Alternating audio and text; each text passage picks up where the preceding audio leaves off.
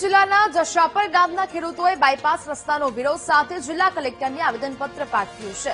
ખેડૂતોએ નવા બાયપાસનું કામ તાત્કાલિક રોકવાની માંગ કરી છે। ખેડૂતોના જણાવ્યા અનુસાર પીપળિયા 4 રસ્તાથી માળિયા સુધીનો જૂનો હાઈવે પહેલેથી અસ્તિત્વમાં છે અને તેના નવીનીકરણ માટે જમીન સંપાદનની પ્રક્રિયા પણ પૂર્ણ થઈ ચૂકી છે। છતાં પણ NHAI દ્વારા નવો બાયપાસ કાઢવાનું આયોજન કરવામાં આવ્યું હતું। આનાથી આશરે 15 નાના ખેડૂતોને સીધી જ અસર થશે અને તેમની 101 વીઘા જમીન કપાતમાં જશે। ખેડૂતોનું કહેવું છે કે આ બાયપાસને કારણે પાણી ભરાવવાની સમસ્યા વધુ ઊભી થશે, જેને કારણે 500 થી વધુ વીઘા ખેતીલાયક જમીન રૂપ વિસ્તારમાં જવાનો ભય છે। કુલ અંદાજે 2000 વીઘા જમીન પ્રભાવિત થવાની આશંકા છે। જિલ્લા કલેક્ટરે આશ્વાસન આપ્યું છે કે નેશનલ હાઈવે ઓથોરિટી સાથે વાતચીત કરીને યોગ્ય નિરાકરણ લાવવામાં આવશે।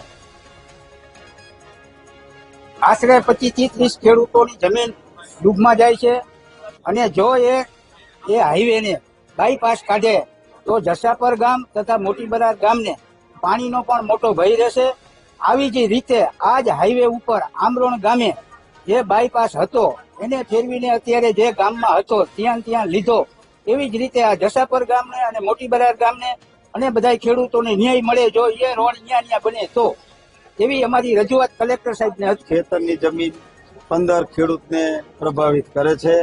આ રોડ 15 એ પીપળિયા 4 રસ્તાથી કરી ચાતેવદરા અને સરવડ સીધો રોડ મોટી બરારના પુલ પાસે આવે છે, ત્યાંથી સીધો રોડ કાઢે છે। નાના ખેડૂતો છે, બિનપિયત વિસ્તાર છે, અત્યારે કોઈ પાસે એવડી મોટી જમીન છે નહીં।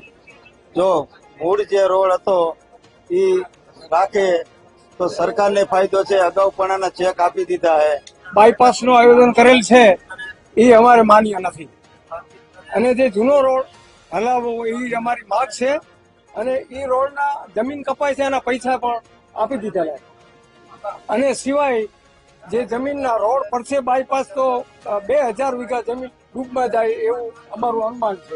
માળિયા પીપળિયા જે નેશનલ હાઈવે છે ત્યાં જે પ્રપોઝડ રોડ છે એ બાબતે જશાપરના ખેડૂતો દ્વારા રજૂઆત કરવામાં આવેલી છે। બાબતે અમે નેશનલ હાઈવેના જે અધિકારીઓ છે એમને જે ખેડૂતોની રજૂઆત છે એ બાબતે જાણ કરશું અને યોગ્ય કાર્યવાહી થાય એ બાબતે એમને સૂચિત પણ કરશું। એમાં જે વિવિધ ગામો છે, લગભગ 10 જેટલા ગામો છે, એ ગામોમાં અલગ અલગ સ્તરે અત્યારે કામગીરી ચાલી રહી છે। અમુક જે ગામો છે ત્યાં જોઈન્ટ મેજરમેન્ટ સર્વે પણ થઈ ગયેલું છે। અમુક જે ગામો છે એમાં વિવિધ સ્તરના જાહેરનામા હાલ અમલમાં છે। યોગ્ય કાયદાકીય રીતે કાર્યવાહી થાય અને જે ખેડૂતોની રજૂઆત છે એ પણ સચવાય એના માટે અમે નેશનલ હાઈવેના અધિકારીઓને સૂચિત કરવાના છીએ અને એમના સાથે એક બેઠક પણ અમે ટૂંક સમયમાં આયોજિત કરવાના